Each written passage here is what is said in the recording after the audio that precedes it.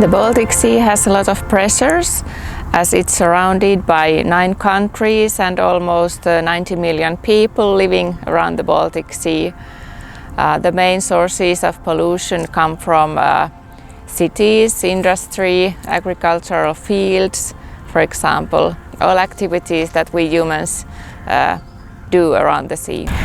The largest problem of the Baltic Sea is eutrophication, which means the overload of nutrients from land-based sources, but also the climate change is changing the sea. So the water is getting warmer and the ice during winter time is decreasing, and all kinds of changes affect into the marine life as well.